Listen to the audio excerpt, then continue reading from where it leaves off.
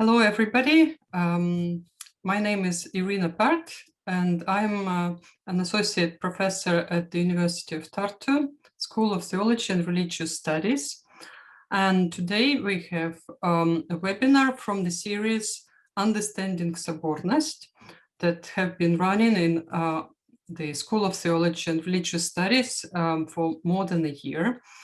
And these webinars are part of the project, research project called Orthodoxy as Solidarity, Conciliar and Popular Orthodoxy in Estonia in the long 20th century, but not limited to Estonia. And so these webinars are available on YouTube channel of the faculty of the School of Theology and Religious Studies at the University of Tartu. So today we have presentation by one member of this project, doctoral student Andrey Shishkov, who will be introduced by another doctoral student who is taking this course, Joona Matthias Toivanen, Father Joona. So the floor is yours. Joona, please introduce our speaker today, and the presentation will be followed by Q&A. So please stay for the Q&A. Greetings, everyone. I hope you can hear me well. Today's lecture will be given by Andrey Shishkov. He's a doctoral student at the School of Theology and Religious Studies at the University of Tartu, and a researcher in the project Orthodoxy as Solidarity. He's a specialist in contemporary ecclesiology and political theology. His research interests include the issue of supreme power in the Orthodox Church, Orthodox conciliarity, inter-Orthodox relations, Orthodox political and public theology, etc.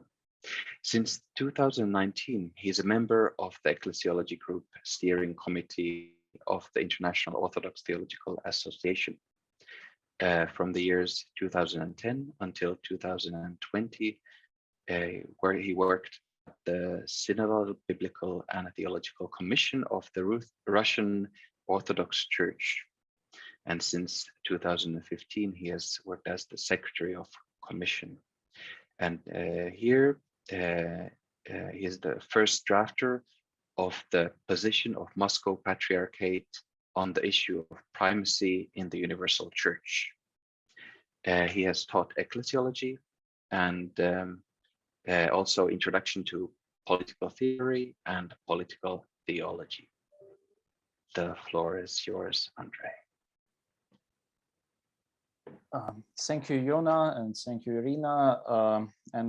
First, I would like to say that in these dark and gloomy times, we continue our series of seminars because, as imprisoned now rector of Moscow School of Social Sciences, Sergei Zuyev said, it is important to maintain a working routine under terrible conditions, so as not to sever the thin threads of normality that preserve humanity.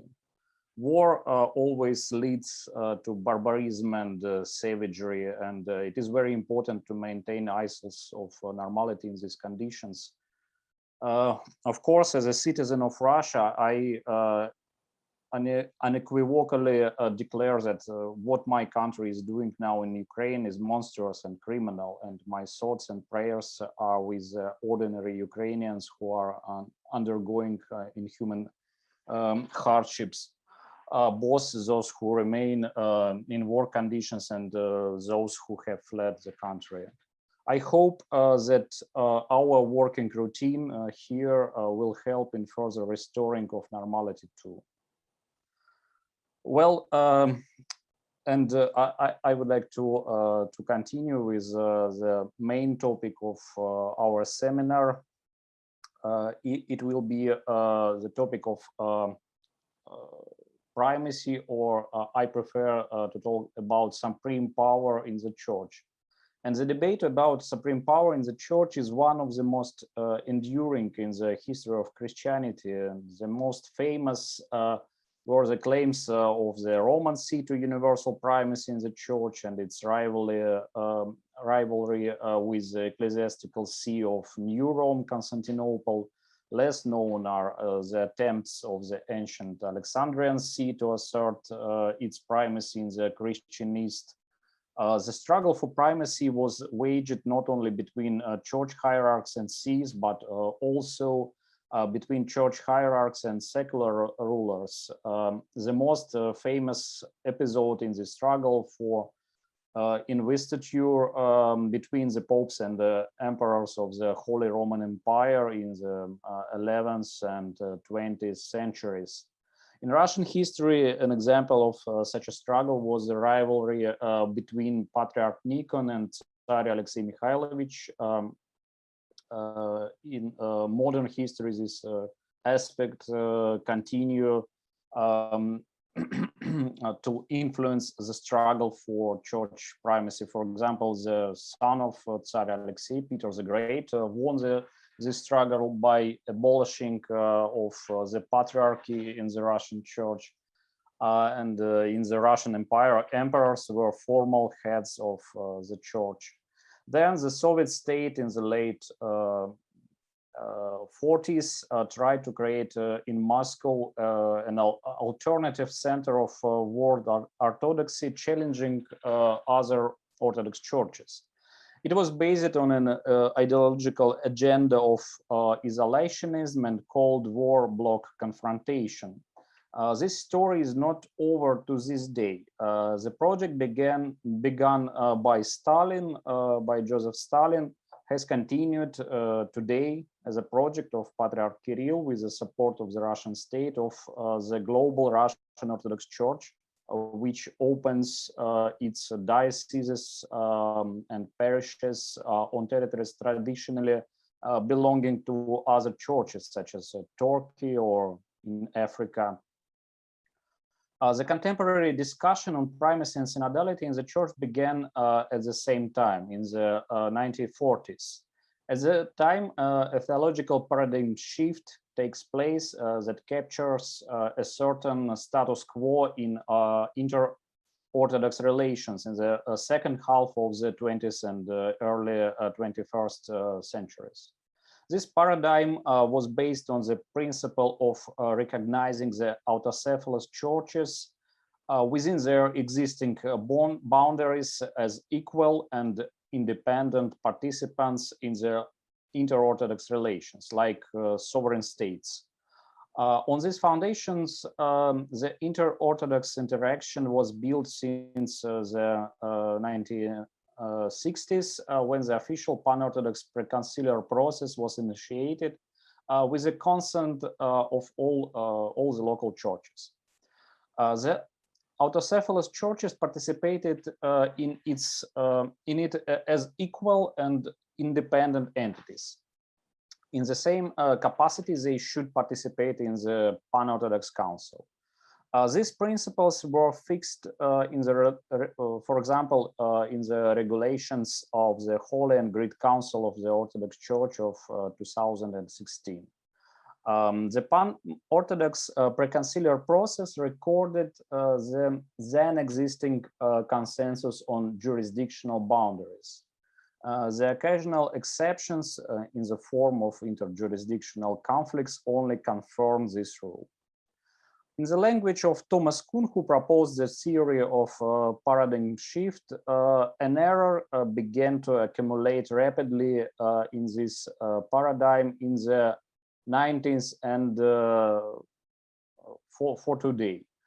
There were more interjurisdictional conflicts, the break of Eucharistic communion between the Russian and Constantinople churches over Estonia in 96, between the Romanian and Jerusalem churches over parishes in Jerusalem in 2011-2013, between the Antiochian and the Jerusalem churches over Qatar since 2015.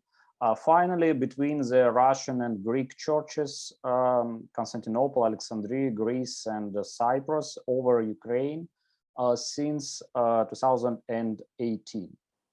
New ecclesiological consciousness formed by this paradigm shift developed along with the general logic of Orthodox theology, the main features of which since the beginning of 20th century have been romanticism, neopatristics, and geopolitics. Ecclesiological romanticism views the church as an organic unity. In Catholic theology, a prominent representative of romantic ecclesiology is Johann Adam Möller. In Orthodox theology, it begins with maybe Alexei Khomякov and Slavophiles in Russia, and the authors of the encyclical of the Eastern Patriarchs of 1848. This romantic ecclesiology places special emphasis on the people of God. It becomes the guardian of piety and faith, and it is responsible in its integrity for distinguishing between orthodoxy and heterodoxy. Romantic ecclesiology has combined quite organically with modern nationalism, whose theory also draws on the ideas of romanticism. They share the idea of the organic unity of the community. They describe the emphasis on the sovereignty of the people and an understanding of freedom in which group interests dominate over individual one. Neopatristics, with its appeal to an idealized past, introduced into new ecclesiological consciousness the idea that the ideal structure of the church should not be created here and now, but sought in the past. In essence, this theological work was still a construction of a new ecclesiological order previously unknown to the church, for example, in Eucharistic ecclesiology. A shortcoming of the neopatristics approach in the Orthodox theology has always been its negative attitude towards the philosophy, at least emerged after Christian Platonism. The insensibility of much of neopatristicism to philosophy has led to a hermeneutical problem which in ecclesiology has brought the approach to a dead end. While insisting on the sanctity of the ancient canons, the parties to the theological debate on primacy have interpreted them often in diametrically opposed directions, arguing that they have exclusive truths. Neopatristics was also influenced by romanticism. It was characterized by an understanding of tradition as an organic unity. Finally, the third major factor was the incorporation of geopolitics into church thinking. Geopolitics as a discipline and way of thinking also emerged at the turn of 19th and 20th centuries. The term itself was introduced by Swedish political scientist Rudolf Kjellén. It became widely known after the publication of his book, The State as Organism, 1916. Again, we can hear organic metaphors. In Russia, the geopolitical approach was actively used by so-called Eurasians, the movement in Russian immigration, to whom, for example, Father George Florovsky, one of the founders of neopatristics, belonged for some time. The geopolitical approach views the world as an arena of constant clash of interest between states and superstates, empires, certain organic entities or corporate personalities. This approach assumes no differentiation within the states. Transferring geopolitical thinking into ecclesiology presents the Orthodox Church as an arena of clashing autocephalous churches as single organic entities, some kind of Game of Thrones. A new ecclesiological paradigm was first fixed in the theology of representatives of the Russian Orthodox Church in the late 1940s. Theologian and canonist Sergei Troitsky proposed a model that could be called the autocephalistic one. Based on it, the Russian Church and some other churches have formulated their arguments in the contemporary debate about primacy and church order. In response to this model, theologians from the Ecumenical Patriarchate, such as Father Alexander Shmeman and Metropolitan Maximus of Sardis, formulated an alternative model that opposed the autocephalous one. These two models defined the debate on primacy for many years.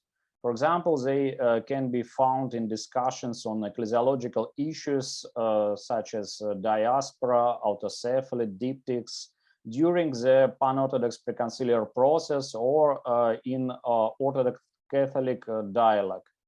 Of course, all these models are not reducible to these two, but these two are the basic. For brevity, I call these models equals without first and first without equals. Paraphrase the ancient formula about primus inter pares, the first between equals. Of course, there are not exact expression of this model, but technically they can be used so far. The first model describes the position of the Russian Church, to which the so-called new patriarchates like Serbian, Bulgarian, Romanian sometimes tend to join. This approach is based on the idea of the fundamental equality of all autocephalous local churches. According to this model, each autocephalous local church exercises authority within its own boundaries, which also apply the Orthodox diaspora, since believers in the diaspora want to have a direct connection to the historical mother church. Thus, the autocephalous church has the right to nurture its flock in the diaspora, which means to create its own organizational structures in it, parishes, dioceses, exarchates, and so on. In addition, each autocephalous mother church independently decides to grant autocephaly to its part, and without its consent, legitimate autocephaly is impossible. This model assumes that no one has the right to interfere in the internal affairs of the autocephalous church. The convening of a general church council, like Pan-Orthodox Council, whose authority may exceed that of the autocephaly, takes place through the consent of all autocephalous churches. The supreme authority of the church-wide council in this case arises through the joint act of will of all the autocephalous churches represented at the council by full and authorized church delegations. The voice and symbol of the unity of the Orthodox Church in this case is not a council's presider, for example, but the council itself.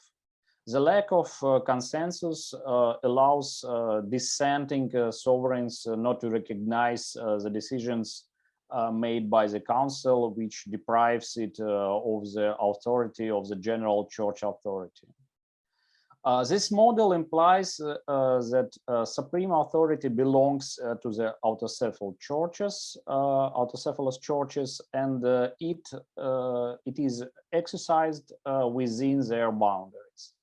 That is, that in the Orthodox Church, it is the autocephalous who are the true sovereigns. This model of equality of all autocephalous simplifies the structure of the church because it assumes that all autocephalous are built on the same principle as sovereign churches, but there are at least 4 types of autocephalous, as me and my colleague Alexander Kelezev wrote about in the Erfurt collective monograph on reflections on the Pan-Orthodox Council, and for students this text was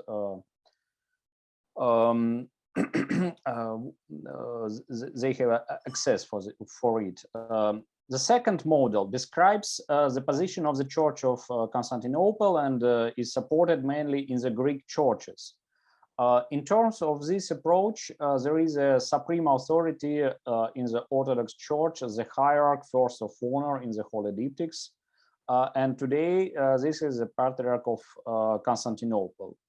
The primacy of honor in this model becomes the basis for various power prerogatives beyond the governance of the Church of Constantinople, among which, for example, governance of the entire Orthodox diaspora, including right to unilaterally admit to its jurisdiction dioceses and parishes in the diaspora that are under the jurisdiction of other autocephalous churches, granting and abolishing autocephaly, supreme arbitration in inter-Orthodox disputes and conflicts, convening of the pan-Orthodox meetings, synaxes of heads of autocephalous churches, and finally the Pan-Orthodox Council, and presiding at all these meetings it convenes. As a chairman, the first hierarch becomes the voice of the Pan-Orthodox assemblies he presides over, and the symbol of the unity of the Church.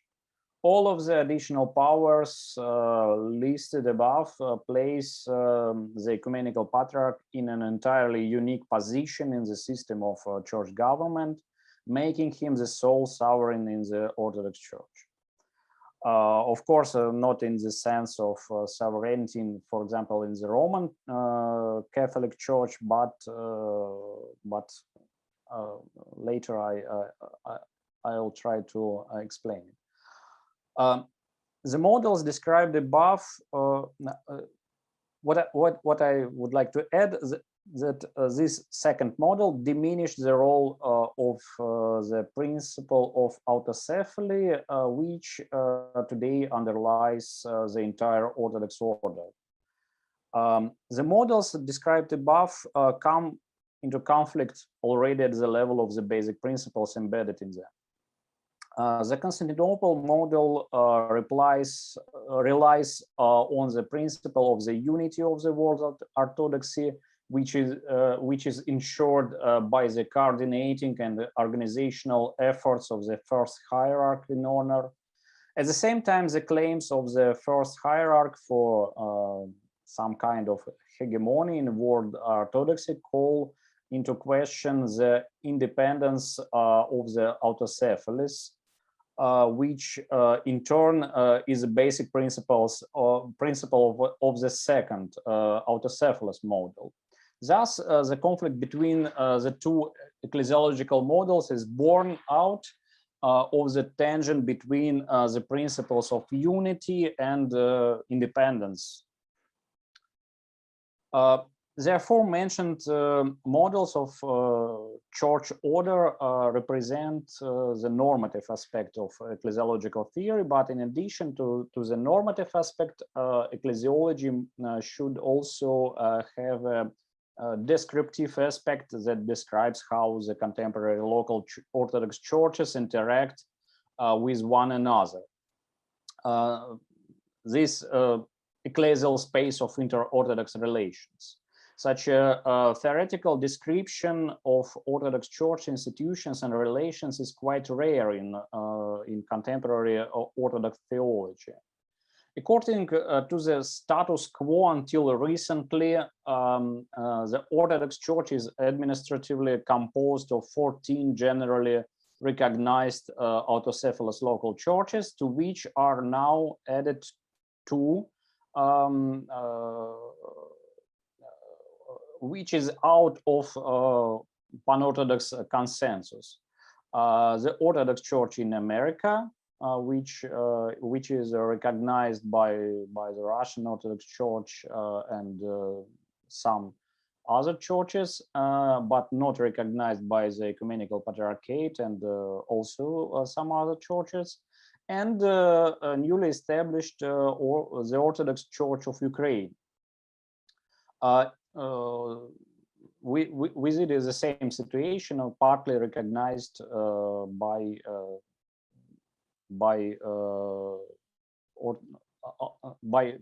the other autocephalous churches. In addition, there are unrecognized autocephalous churches, church structures and churches such as, for example, Macedonian Orthodox Church, the Montenegrin Orthodox Church, and various so-called true Orthodox churches. Formally, they are outside of conventional word orthodoxy, since they do not have Eucharistic communion with the canonical local churches. But at the same time, they can be recognized and join the family of the Orthodox local churches, as happened with the Russian Orthodox Church outside Russia, which became part of the Russian Orthodox Church, as well as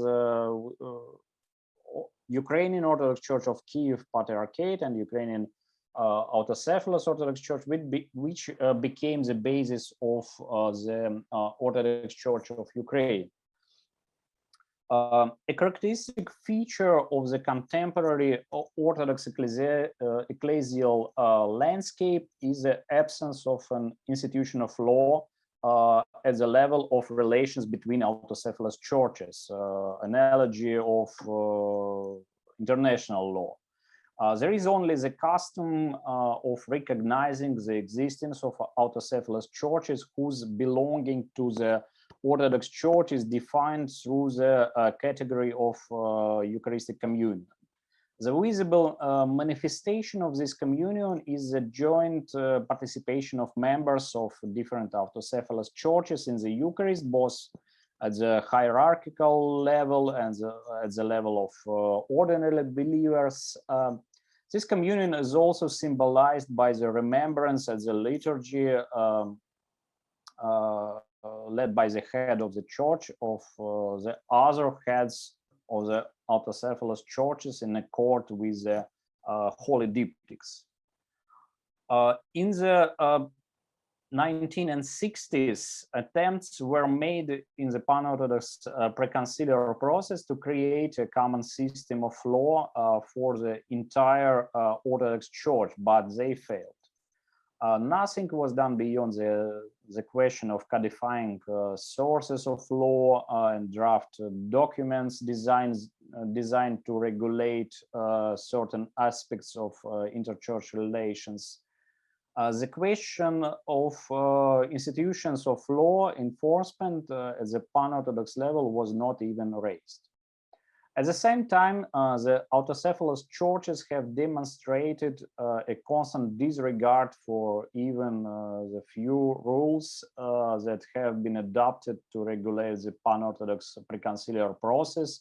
For example, the decisions of the synaxes of the heads of the autocephalous churches of 2014 and 2016 directly contradicted the regulations, for example, of 1986, which required that all key decisions about the council, pan-Orthodox council, should made by pan-Orthodox conferences, but not only synaxes, because in that time there were not any this institution. This only shows that no one considers these rules to be valid law. In the absence of a system of legal regulations at the pan-Orthodox level, relations among the autocephalous churches are built on a very different basis. The source of the organization of the ecclesial order is not the law common to all participants, but the unfettered will of the autocephalous churches, which act here as various sovereigns. Accordingly, conflicts that arise between churches cannot be resolved within the framework of ecclesial law because there is no such law. The options for resolving bilateral conflicts generally fall into two scenarios. The first scenario involves the victory of one sovereign over the other, when one power vastly outweighs the other. In this case, one side loses its sovereignty and recognize the supreme power of the other. And the second is the achievement of a compromise, which is expressed in the conclusion of a treaty between the sides. However, the second option does not mean that this treaty cannot be violated because there is no instance that monitors the implementation of treaties. Thus, the space of relations between autocephalous churches is a space of collision of sovereign wills, and it must be described accordingly in ecclesiological theory.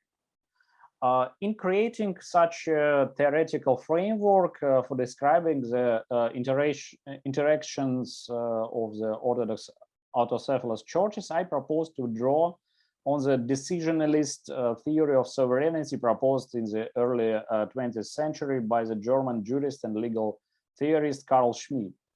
Schmittian approach allows us to relate the question of supreme power in the church and thus the issues of primacy and autocephaly to the notion of sovereignty defined through the state of emergency.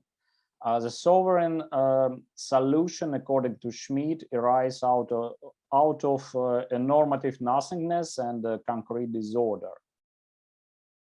Important issues related to sovereignty, such as a proclamation or abolition of autocephaly, as well as territorial expansion on the so-called canonical theory, territory and in the diaspora, find their solution through the imposition of an emergency. The creation of an autocephalous church in Ukraine is always a sovereign decision of the Patriarchate of Constantinople, which has no legal basis.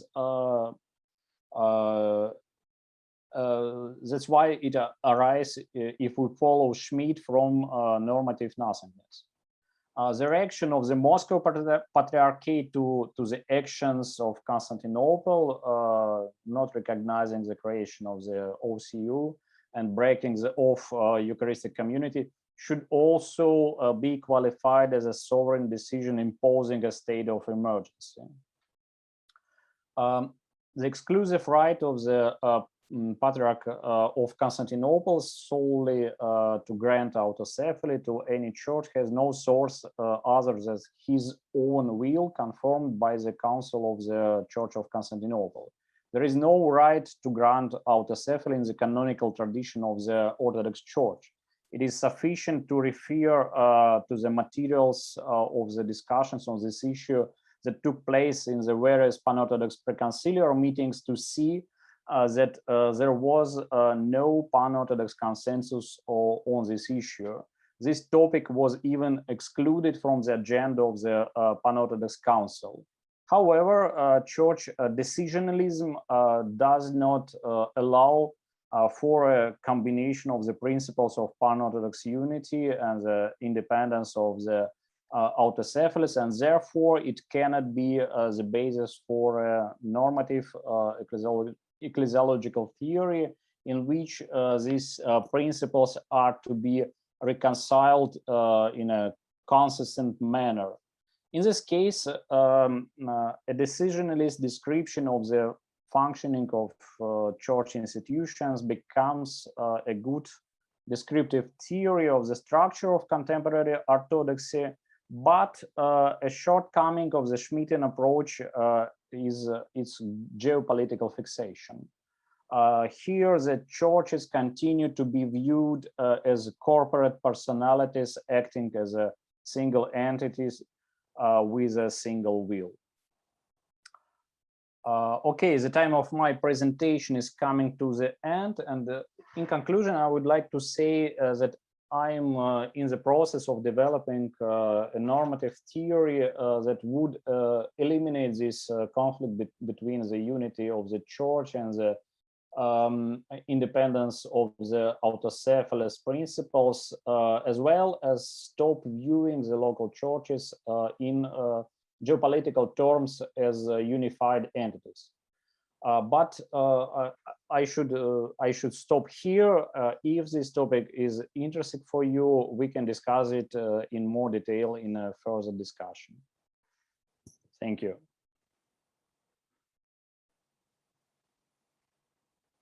If no one has any questions, I could ask one myself. What examples of emergency could you bring which illustrate this model, the Schmittian model that you're advocating?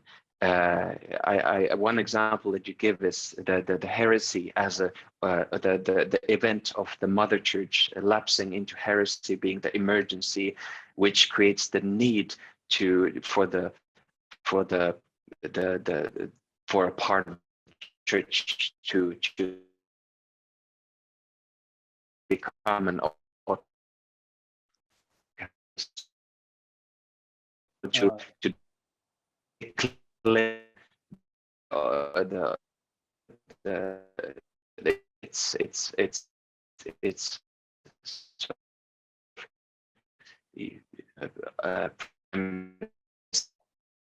or sort of. Yes, I got it. I think that the main example of this state of emergency in the Orthodox Church, it is a story of proclamation of autocephaly, because here the autocephalous church as a new sovereign, and of course in Schmittian approach the sovereign also always personalized, but the political theorist who developed his understanding, they told about collective bodies also could be sovereigns, and for example, all the history of modern autocephalous, since autocephalous of the Church of Greece and so on. It is a story about the state of emergency, when and this state of emergency put the church in the situation of schism with Mother Church, for example, for sometimes, but the power of if we follow a Schmittian approach, the power to establish a new sovereign, a new autocephalous church, went not from another sovereign, but from inside, through the, for example, through the council which established this autocephaly, or another act. And here it is important to add that not only church hierarchs are involved in this story of state of emergency, but also political powers, because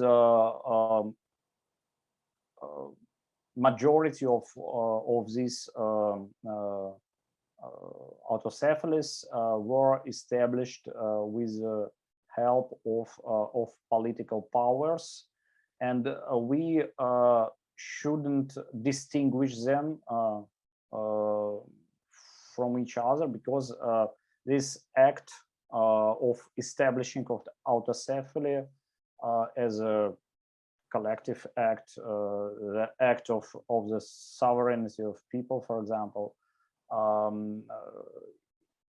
it is not only how to say narrow church act, but wider.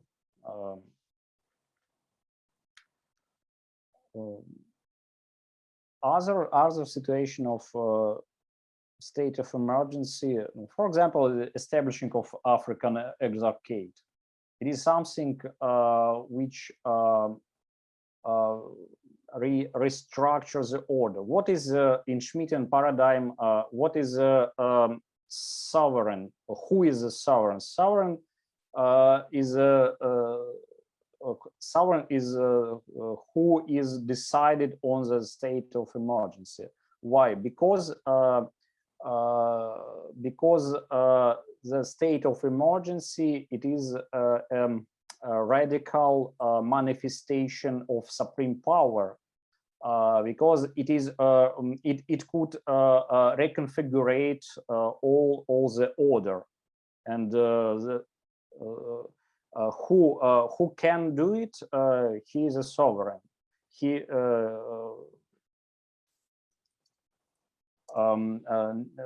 there is no any power above him.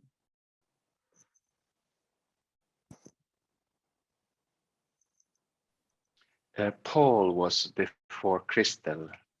So Paul, please. Andrey, thank you very much for your presentation. You mentioned an effort in the 1960s to begin thinking about a pan-Orthodox law. Could you say a little more about that? Who was promoting that idea, and how did, just say a little more about it. It's very interesting, and I don't know that history.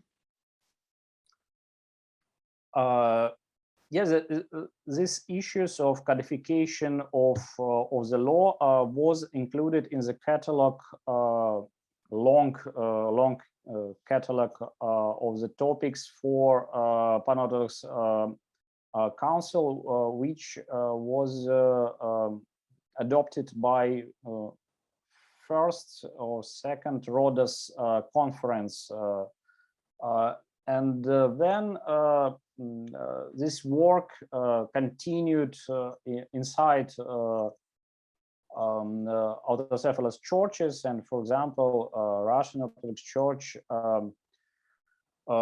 created a document very huge with answers on all these points of this catalog, which was more than 100 issues, including their proposals for this codification of law, but as I understand, this work, when they tried to compare different proposals from the different churches,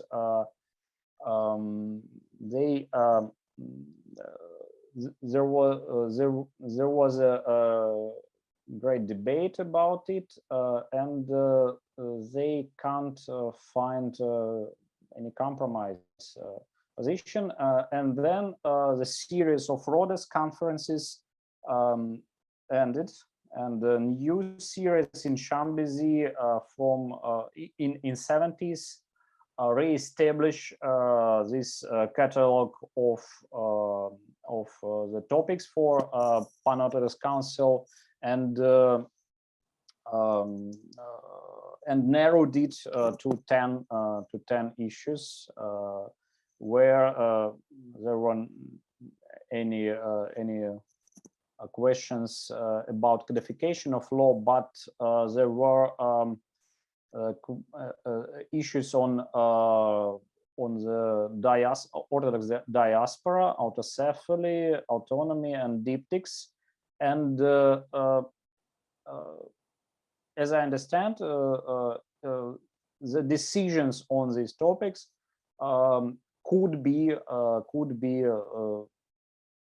kind of such a law, but the topics of diptychs and autocephaly were rejected before the Holy and Great Council of 2016.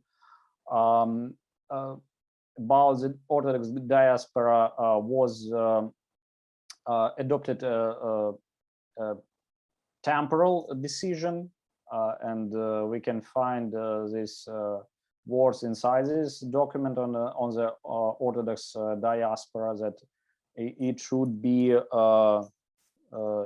developed further, and the document on autonomy was adopted by the council as well as on Orthodox diaspora, but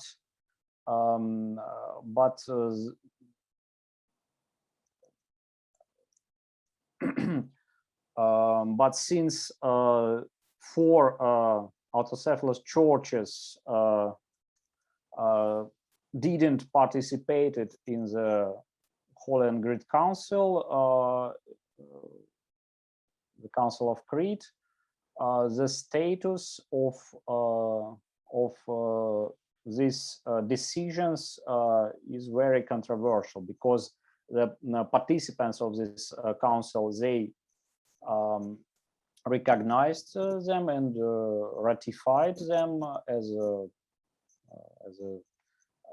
some kind of law, but the 4 churches, Russian, Antiochian, Bulgarian, and Georgian, didn't recognize them. Thank you. And I would like to add that inside the Russian Orthodox Church, maybe 10 or 15 years ago, was an attempt to make this work on codification of law on the basis of the Orthodox Encyclopedia Center, but I don't know what is the destiny of this work now. Thank you. Yona is again out of connection. Question? Yeah, so I think mine was the first one to ask the question, but I don't want to ask the question. I want to share with you some interesting informations. Yesterday in St. Petersburg, there was a great conference dedicated to the role of bishop in the Orthodox Church, and it was echoing with the dissertation of Patriarch Kirill, whose dissertation was dedicated to the role of hierarchy in the church, and Metropolitan Ilarion Alfeev made input there on a topic contribution of His Holiness Patriarch Kirill in strengthening inter-Orthodox unity on the background of invasion of Constantinopolitan Patriarchate to Ukraine. And in this input, in this keynote speech, Metropolitan Ilarion shared the story which Andrey tried to share now with us, how the document on autocephaly was excluded from the agenda of the Holy and Great Council. You can see, I can send you in Russian in chat box the link to this input. And it's very interesting that according to Metropolitan Hilarion, it was the Ecumenical Patriarchate who refused to include this document into the agenda. And Moscow Patriarchate was insisting that this document should be included. And the controversy was around the secondary question, as Metropolitan Hilarion says, what should be the content of Tomos, and how it's signed and signing the Tomos. And he says that this controversy could be decided only by two primates, meaning Patriarch Bartolome and Patriarch Kirill. And this discussion happened in Chambézy, I think in 2016.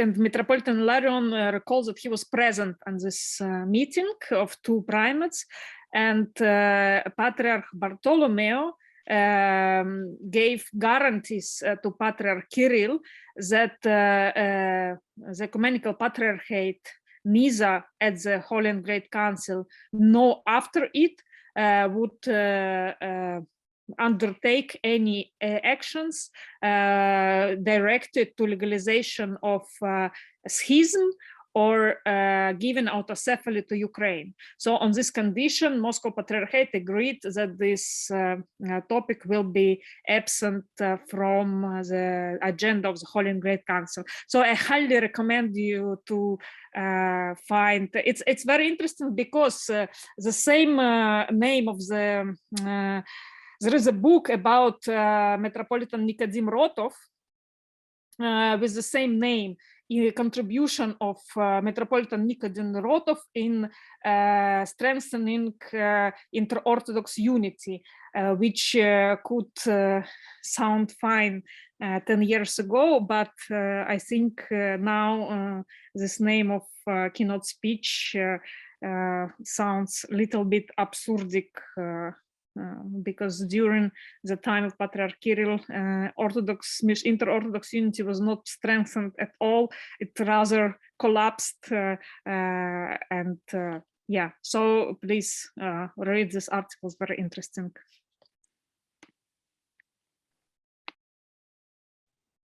Does Andrei want to respond? Christel had a question actually earlier. So Christel, it's your turn. Thank you. If Andrei don't want to add something for the previous question. Andrei, yes? Yes, please ask. Okay, good. First, I want to thank you for these two articles we had to read, because for me as a Lutheran, it was really new field that it's really interesting to get idea what's happening there. And so спасибо большое. And I have a question. If these autocephal churches have the supreme power to decide, why do they have to be acknowledged by some other greater churches, or what's the reason why they have to be acknowledged, recognized?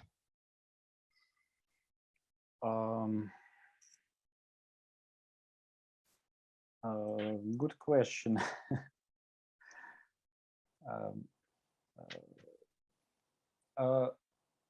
I think that the ecclesiastical model of the Orthodox Church order, which is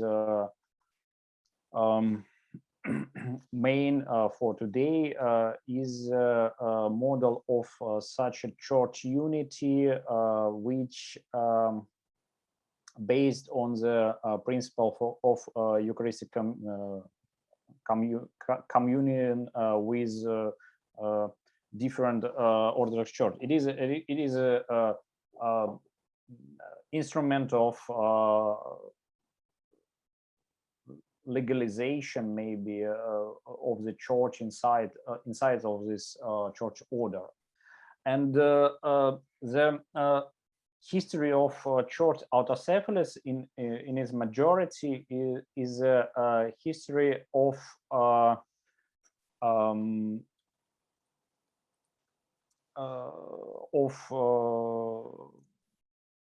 separation of churches from the mother churches, for example, and in this modern contemporary ecclesiological perspective, the closest analogy it is a separatism in the international relations.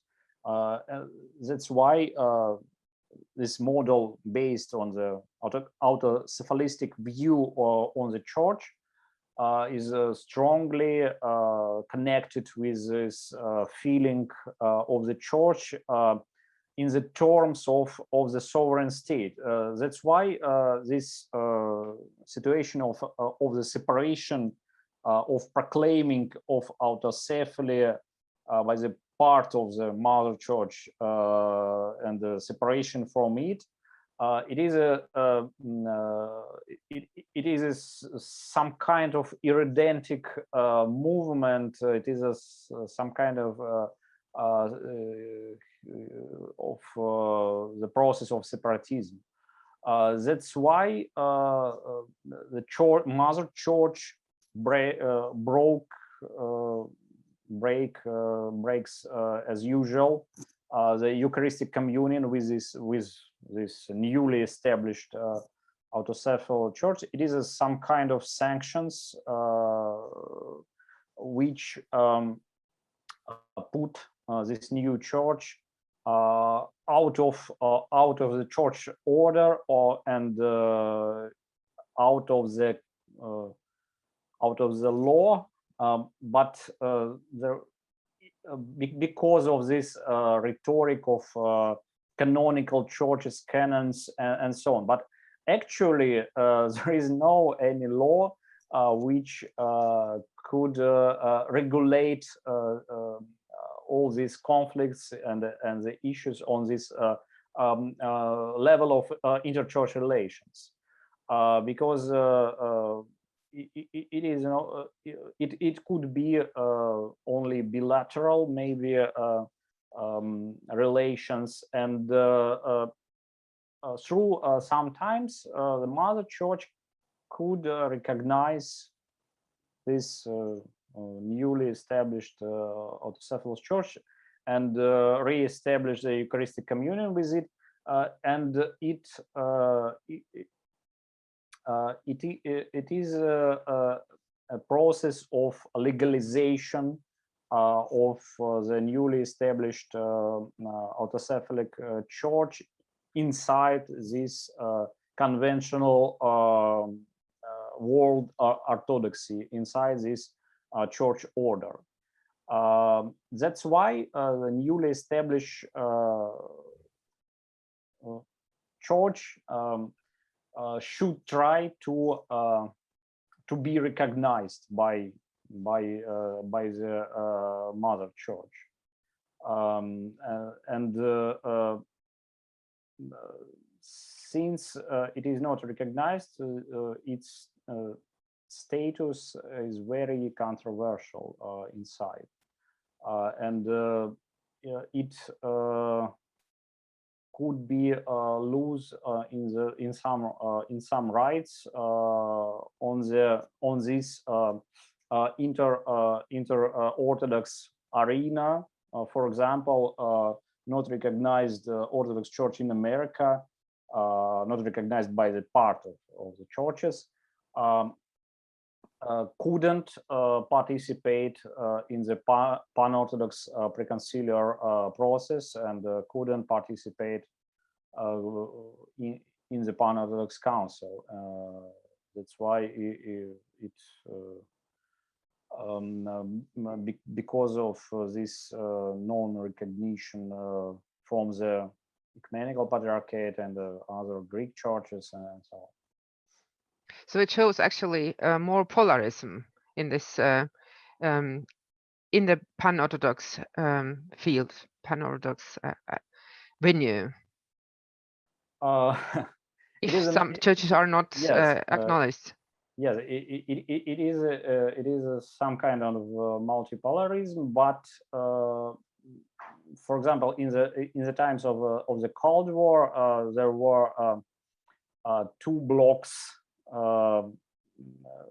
which two Orthodox blocks, Russian, pro-Russian, and pro-Greek.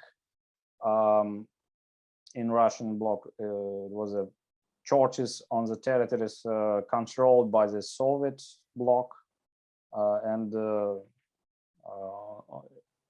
on the other side, it was churches in the free world. But after the collapse of the Soviet Union, this Soviet pro-Russian bloc was broken. And now we have only one block and different multiple autocephalous church with their own interests and wills and so on. Last question. Thank you. Does language have any impact in this problem or on this discussions? Language of the greater groups, I mean, now, like Greek or Russian. I think it is not a language story, but maybe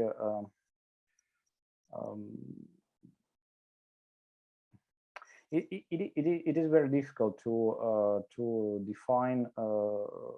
I think that this Greek bloc, of course, it is a bloc based on the common culture and common language and common rules inside this bloc, because all these churches of Greek bloc recognized the unique role of the Ecumenical Patriarch as a, for example, Supreme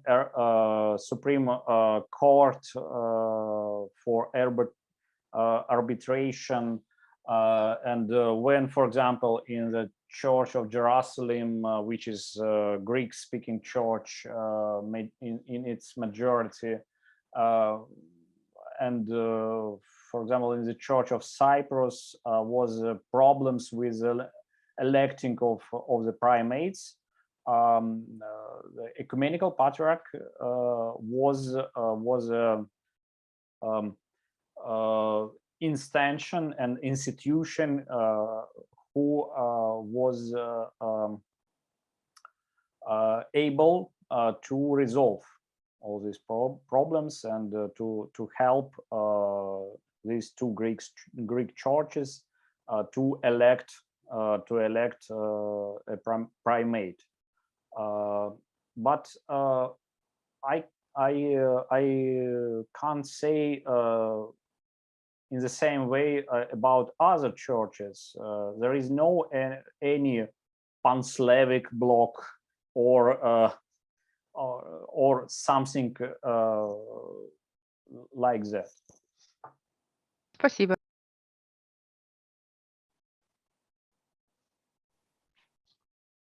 And next, Andrew, please.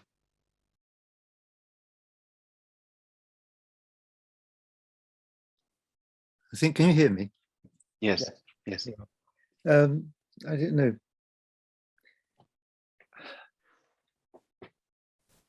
So I'm not a political historian, a political theologian. I know a little bit about it, but not much. And I'm not sure. I find myself very uneasy in this kind of territory.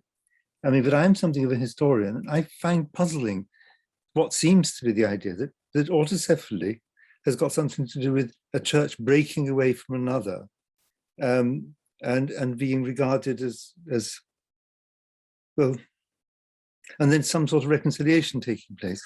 It doesn't seem to me what actually happened. I mean, it seems to me that I mean, 1588, Russia was regarded, was granted autocephaly by Patriarch Jeremias, and it was a very weak patriarch, recognizing that he actually had no serious way of controlling a much more vigorous church that was independent, and eventually granted autocephaly. But there's no break before that, as far as I can see, between the two churches.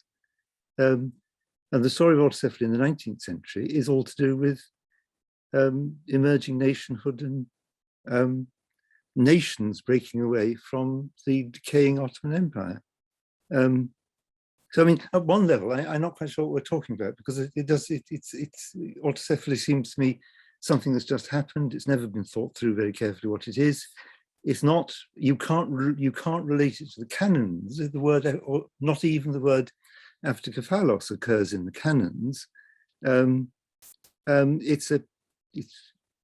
It's basically a modern notion of way in which the church accommodated itself to a world in which there were nations. But that's only a comment.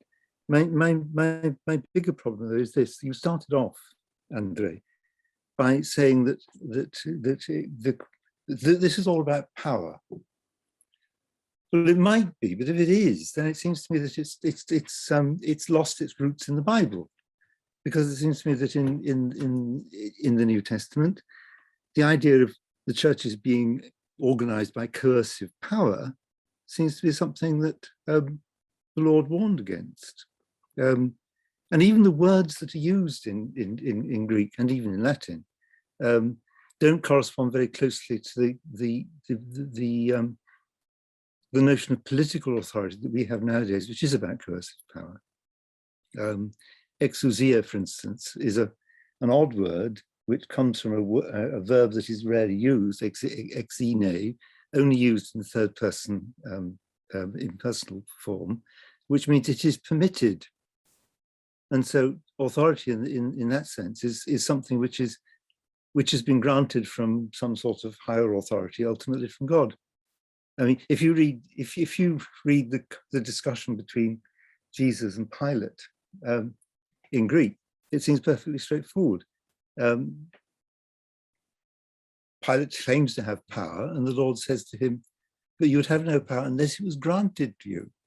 It's not something you can just simply have. And I find myself, when any talk about authority in the church, I find myself want to ask questions about how do we not avoid ending up with a notion of coercive power that is fundamentally unchristian.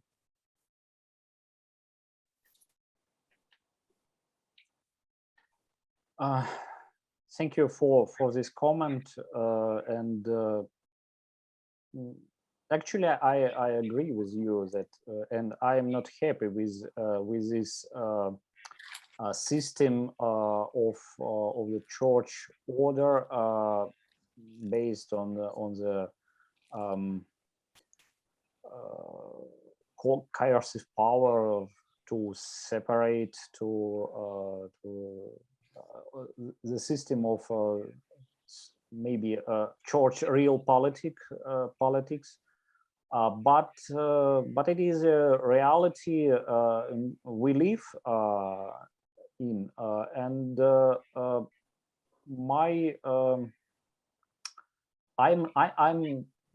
I try to describe this system to understand the weak parts of it and so on. And maybe here I would like to say what is my model of the church order I try to develop now, which in my view is more close to the spirit of the gospel, and for one hand, and to the realistic realistic attempts to govern the church for the other, because some ancient rules and ways of governing now is not actual, because the church structure is changed, and the key concept for the idea of this autocephalous independence, if we would like to extract the core of this model, is a notion of freedom. Freedom understood as the absence of interference. It is very close to the liberal understanding of freedom. For example, in Isaiah Berlin's two concepts of freedom. It is what he wrote.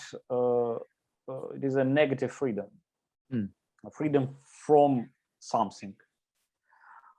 And the debate about this understanding of freedom is susceptible to normative political theory, and here he's long been ongoing, as you know.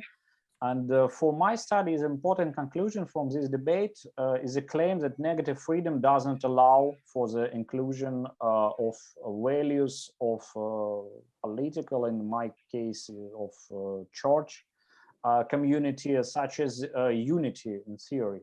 For example, Charles Taylor criticized a lot of this negative freedom conception. However, the opposite positive understanding of freedom, the freedom to be a master of oneself, do not guarantee the absence of interference. But we have in political theory an alternative approach, which is went out this strict dichotomy of negative and positive freedom. And it is a concept of freedom as non-domination, which is developed in a Republican normative theory, for example, in Quentin Skinner and Philip Pettit.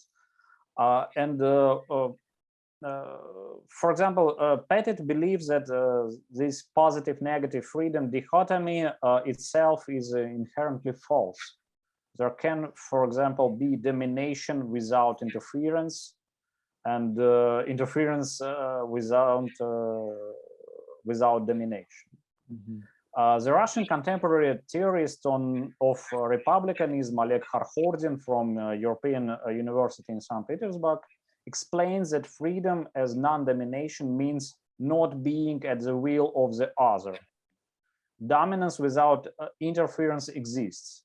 In a situation where there is a potential to interfere arbitrarily in the affairs of another. For example, one church interferes in the affairs of another, thereby violating its freedom. Other churches, however, even though no one has interfered in their lives, are not free from domination because the possibility exists. The aggressor church, for example, could potentially interfere in their internal affairs. They are dependent on the will of that church, which have, for example, resources to interfere. You see, look, Andrew, that's fine, but you see what you're doing. You're just... I would like to finish this. Right. Okay. Yes. And I'll have nothing to say then. Yes, and they are dependent on the will of that church, which means dominance is exercised of them. It is possible, however, to intervene without domination. This occurs, for example, when intervention is based on rules accepted by all members of the community. Hence, another important principle of Republican theory in the Republican tradition, freedom is regarded as a status which exists only under a proper legal regime. And normative theory associated with this concept of non-dominance assumes that the supreme power is the power of laws, not the power of people. Accordingly, the problem of this supreme authority in a Republican theory is resolved through the delegation of sovereignty to the institution of law, rather than to specific actors. In our case, not the autocephalous church, not the primates of the church, and so on. We can imagine the system based on this idea of republican freedom on all levels of the church structure, from the parish, where the parish adopted common rules for this parish, and the life of this parish based on these rules, and the responsibility of each members of parish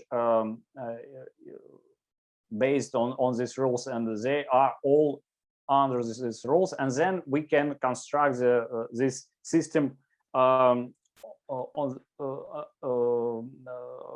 the levels higher and higher, from parish to pan-Orthodox level, for example.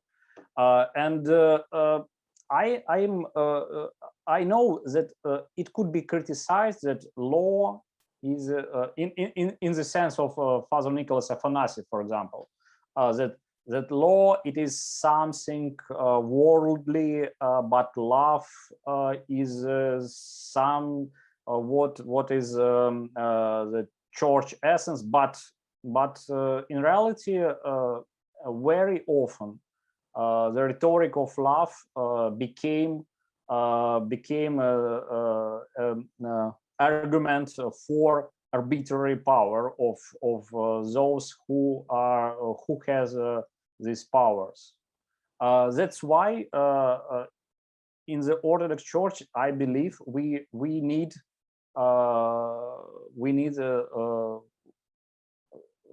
a complex law system, which could be constructed on this principle of non-domination. That is my idea. We are running out of time. We have only a few minutes left. We have Alison first and then Irina. So please, we hope that keep the answers and the questions also within the last time limit. Thank you. Right. Yes. Thank you, Andrey, and thank you for the article about the Council of Crete, that helped me understand a lot of things. I have two questions. I'll try to make them quick so that we don't take up too much time. You talked about the new ecclesiological paradigm in the late 1940s and Sergei Troitsky and the autocephalous ecclesiology. I'm just wondering what led to this particular ecclesiology arising at that time. Did it have any connection in any way with the 1917-18 council, or was it connected to the new autocephalies which arose around the time of the revolution, or the desires for autocephaly at that time? And my other question is related to the present situation in the Orthodox diasporas, for example, in the UK, where you have all these very different jurisdictions, Orthodox jurisdictions functioning alongside each other. And there's enormous potential for kind of rivalry, competition, just confusion in general. Although perhaps that's not the only side of the story. And do you see any of the models that you've talked about as helping to kind of provide a way out of this situation? I mean, how could you see this situation being resolved in some way in the future? Thank you, Alison.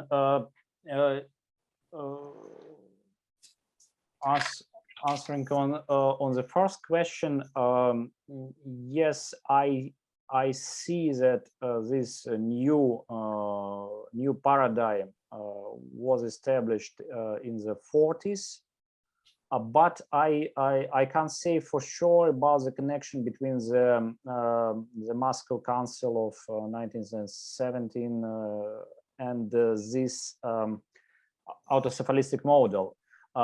Sergei Troitsky, before he came to the Moscow Patriarchate in 40s, he was in Rokkar,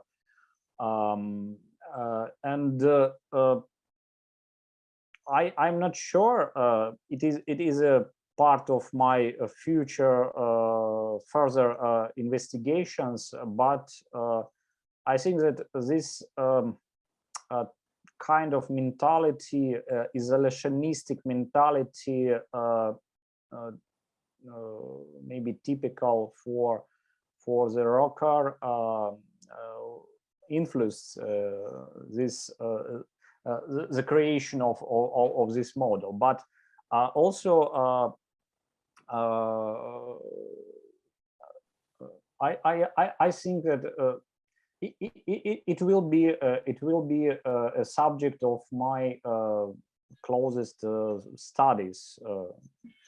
The second question, I see the resolving of this interjurisdictional and the resolving of this Orthodox crisis, ecclesiastical crisis, in the re-establishing of pan-Orthodox conciliar process, but on the other basis, not on the basis of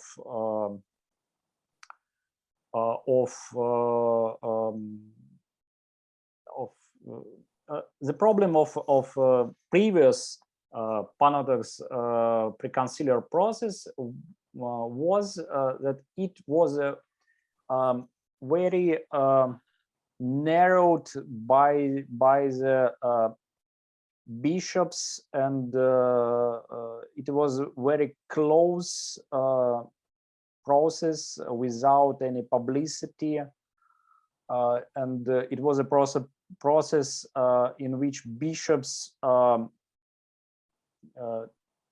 did something for bishops, not for not for believers. Here in the new situation of more public it should be more transparent publicly, and I think it could be started. It could be started from the initiatives of Orthodox theologians and intellectuals who could create some kind of roadmap for resolving of this crisis, which could be ratified by the different autocephalous churches. Of course, it sounds very utopic, but I see that for nowadays maybe it is a single way to do something. Okay. All right, Thank you. Thank you. Thank you. So Irina, please. maybe I'm just going to close this session, because my question was a simple suggestion that maybe in the future Orthodox Church, they would use the system of the European Union, having primacy as a kind of rotation, so that, you know, every 6 months there will be a new a new church that will be deciding the agenda of the next, you know, council or next session. So that would be something that would allow other churches also to participate in the process. But again, this is something for the future. So thank you, Andrey. Thank you, everybody who participated, and Yona. So let's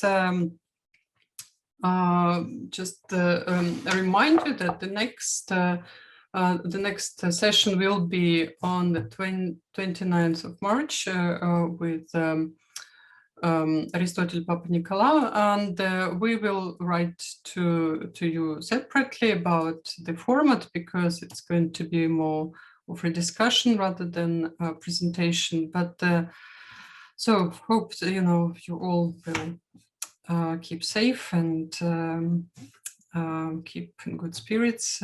So thank you and bye-bye.